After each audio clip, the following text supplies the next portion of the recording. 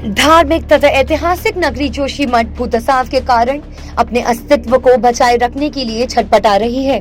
इसके चलते कई लोगों की जिंदगियां खतरे में पड़ गई हैं। जोशीमठ के अस्तित्व को बचाने की कवायद अगर जल्दी शुरू नहीं की गई तो इस पौराणिक नगरी का अस्तित्व सिमट कर रह जाएगा।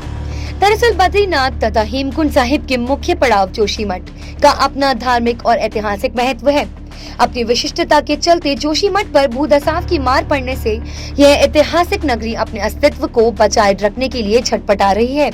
जोशीमठ के सिंहधार, सुनील मनोहर बाग, गांधीनगर, नृसिंह मंदिर, जीरो पैन, रविग्राम तथा टीसीपी बाजार इलाके में ज्यादातर मकानों में भूधसाव के कारण दरारें आ चुकी हैं।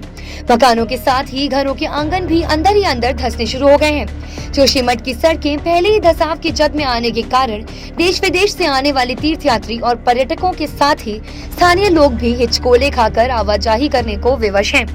दरअसल उत्तराखंड के चमोली जिले में जमीन और पहाड़ धंस रहे हैं। जोशीमठ में भी इसका असर दिखाई दे रहा है। यहाँ 561 घरों में दरारें आ गई हैं। अब तक 66 परिवार पलायन कर चुके हैं। सुरक्षा के मद्देनजर 38 परिवारों को सुरक्षित स्थानों पर पहुंचाया गया है। इन इलाकों में रहने वाले लोगों के लिए 70 कमरे, 7 हॉल और 1 सभागार भी बनाया गया है।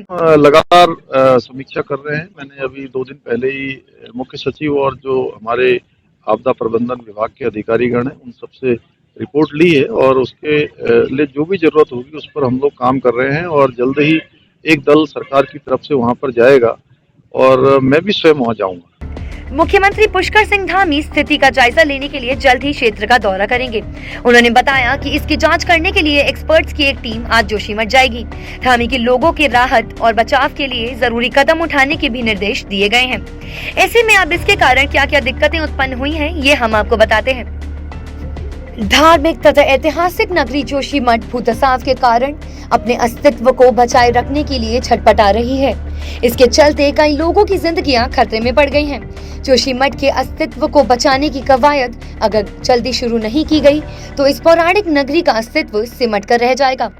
दरअसल बद्रीनाथ